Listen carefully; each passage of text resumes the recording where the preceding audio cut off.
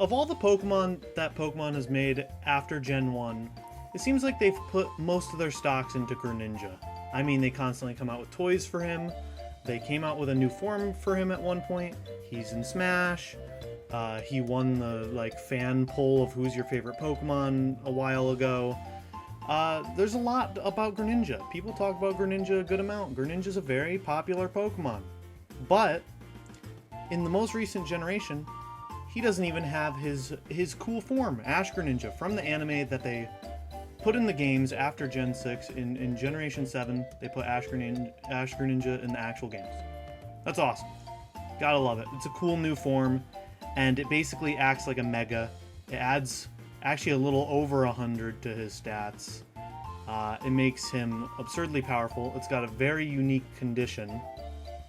It's only upon getting a kill with the Battle Bond ability that he becomes Ash Greninja for the rest of the battle. That was a cool mechanic. I quite like it.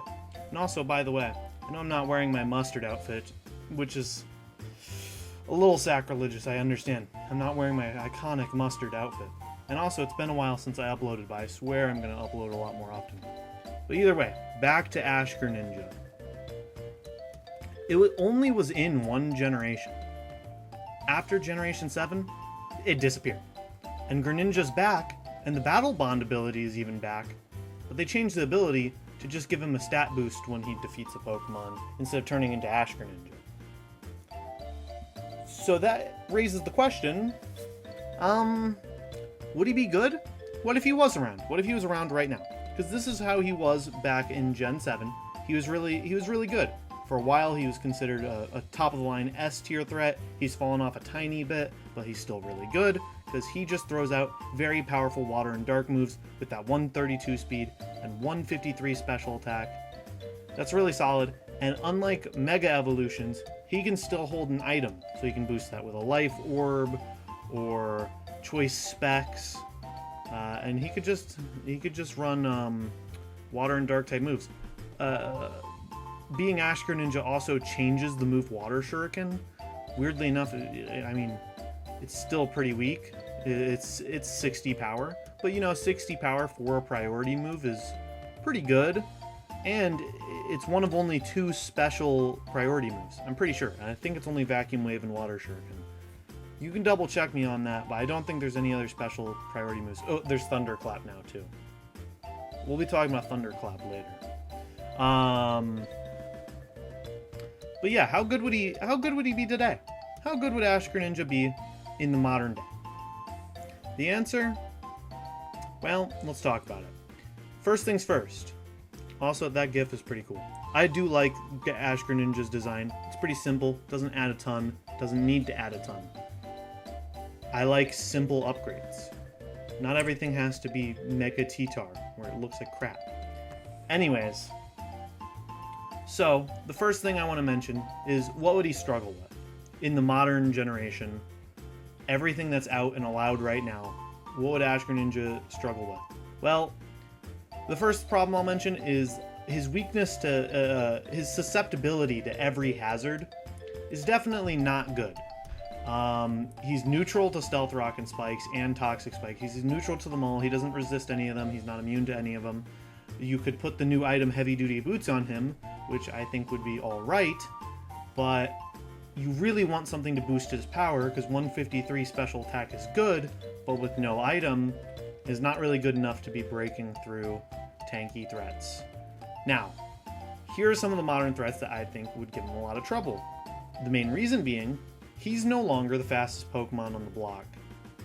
His speed is actually, it would be a problem, because there's been a lot of speed power creep within even just the last 2 generations. We got 2 Gen 8 Pokemon here, Zamazenta and Dragapult, who are both the fastest Pokemon going around at the moment, really. Not talking about items or anything, they're just kind of the fastest Pokemon with just base speed alone. And as you can see, Zamazenta and Dragapult are both faster than Ash Greninja, and that would be a problem, especially Zamazenta, who's super effective against him. Dragapult would just kind of U-turn out of there and do half his health. With a Pokemon as frail as Ash Greninja, there being Pokemon around that are faster than you is a problem. And back in his home generation of Gen 7, there wasn't as many. You basically had to be a Mega or a Choice Scarf Pokemon to outspeed him. Now, you may question why Iron Valiant and Raging Bolt are here if I'm talking about Pokemon that are naturally faster than him. As you can see, Iron Valiant only has that 116 speed. Iron Valiant always uses an item called the Booster Energy, which goes with its ability, which basically means you can take that speed and times it by 1.5. So it's basically always on a Choice Scarf without having the punishment of a Choice Scarf. Yeah, Iron Valiant would be much faster than Ash Greninja and hunt it down. It would force it out immediately. Iron Valiant is a faster fairy fighting type. Yeah, that would be a problem. And Raging Bolt would be a massive problem for Ash Greninja just in general. Has nothing to do with speed, just because it's a tanky electric dragon type with an electric type priority move. Yeah, this thing would be scaring Ash Greninjas out left and right. And Ash Greninja would give it probably a pretty free opportunity to get a Calm Mind up. It would be pretty bad. Now, Ash Greninja can outspeed these Pokemon if it throws a Choice Scarf on, but now you're locking yourself into a move and you're doing pretty pitiful damage. You're probably not going to get the initial kill needed to turn into Ash Greninja anyways if you're running Choice Scarf. Ugh. So basically, a lot of these new threats are definitely a problem for Ash Greninja. But it's not all down. It's not all downhill. It's not all in the dumps for Greninja. You have a shred of hope. What are the new threats that Ash Greninja loves to have around? Now, King Gambit is the best Pokemon in the tier and has been terrorizing everyone. And luckily, Ash Greninja, while its bulk is pretty bad, it at least resists both of King Gambit's stab types, which is what it mostly uses, and King Gambit usually can't afford to invest into its special defense. So Ash Greninja is just going to hit it with a really strong water move. A lot of King Gambits wouldn't even be able to kill back. And yeah, it would just clean up. That'd be great. Ash Greninja does amazingly against Great Tusk, who is weak to water and has an awful special defense. Yeah, that's just a bad matchup. And Goldango, very great Pokemon, is weak to dark and wouldn't take the water moves all that well either. It doesn't resist water. So Goldango, Great Tusk, King Gambit, these are like 3 of the top 4. Just of general new Pokemon that have terrorized this generation, alongside Iron Valiant over here, who Greninja hates, but Greninja actually does very well against the other ones. Probably should have put it here. Galarian Slowking is very used right now, and is from Gen 8, and Ash Greninja also would do amazingly against him, with Galarian Slowking being weak to dark. So Ash Greninja does have some things to accomplish. It has Pokemon it likes to be against, but we're going to get to the conclusion of where I actually think he would be. But before I mention that, I just have to say, these 4 Pokemon here, if you go on Pokemon Showdown and you play the OU tier and you get pretty high up there, the chances of a team not having any of these 4 is really low.